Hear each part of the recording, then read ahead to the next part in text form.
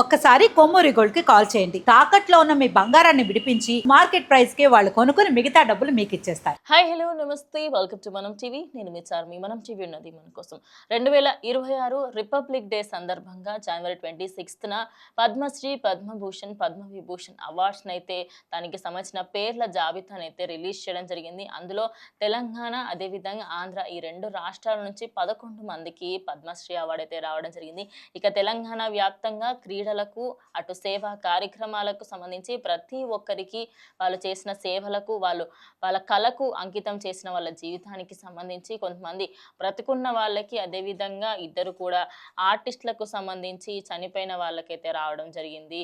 అయితే తెలంగాణ అదేవిధంగా ఆంధ్రాకి సంబంధించి మనం ఒకసారి చూసుకుంటే సీనియర్ సైంటిస్ట్ కృష్ణమూర్తి బాలసుబ్రహ్మణ్యం ఆయన సైన్స్ అండ్ ఇంజనీరింగ్ కి సంబంధించి రావడం జరిగింది. ఆయన మెటీరియల్స్ కి సంబంధించి డెవలప్మెంట్స్ కి అన్నిట్లో కూడా ఆయన పేరు కూడా ఉంది. నెక్స్ట్ వచ్చేసి డాక్టర్ పాలకొండ విజయ్ ఆనంద్ రెడ్డి, ఆయన మెడిసిన్ ఆంకాలజిస్ట్ గా ఉన్నారు. ఆయన ప్రజెంట్ అపోలో క్యాన్సర్ హాస్పిటల్లో అయితే పనిచేస్తూ ఉన్నారు. ఆయనకు కూడా పద్మశ్రీ అవార్డు అయితే ఇవ్వడం జరిగింది. నెక్స్ట్ డాక్టర్ జీవి రావు, ఆయన కరెంట్లీ గ్యాస్ట్రో ఎంట్రాలజిస్ట్ గా పనిచేస్తూ ఉన్నారు ఏఐజీ హాస్పిటల్లో. ఆయనకు కూడా పద్మశ్రీ అవార్డు అయితే రావడం జరిగింది.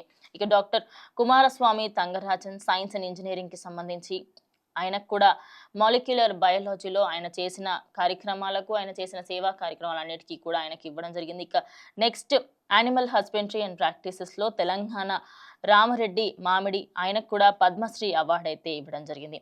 కూచిపూడిలో ప్రావీణ్యం ఉన్న దీపికా రెడ్డికి కూడా ఈసారి పద్మశ్రీ అవార్డు అయితే వరించింది. ఇక ఆంధ్ర నుంచి చూసుకుంటే ఆంధ్రప్రదేశ్లో నలుగురికి రావడం జరిగింది.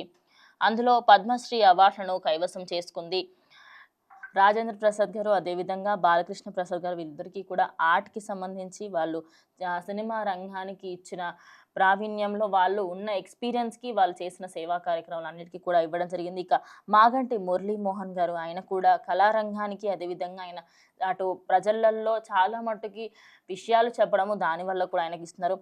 ఇంకొకరు వచ్చేసి వెంపతి కుటుంబ శాస్త్రి లిటరేచర్ అండ్ ఎడ్యుకేషన్కి సంబంధించి ఆయనకు కూడా ఇవ్వడం జరిగింది. ఇక బాలీవుడ్లో నుంచి కూడా ఒక నటుడు ఆయన స్వర్గస్థులైనారు, ఆయనకు కూడా ఇచ్చినట్టుగా తెలుస్తుంది. ఇక తమిళ్ కేరళకి సంబంధించి ఇంకా చాలా మంది పేర్లే ఉన్నప్పటికీ కూడా తెలంగాణ అండ్ ఆంధ్రప్రదేశ్ వ్యాప్తంగా రెండు తెలుగు రాష్ట్రాల నుంచి 11 మంది ఈసారి పద్మశ్రీ అవార్డును కైవసం చేసుకోవడంతో ప్రతి ఒక్కరు దీనిపైన హర్షం అయితే వ్యక్తం చేస్తున్నారు.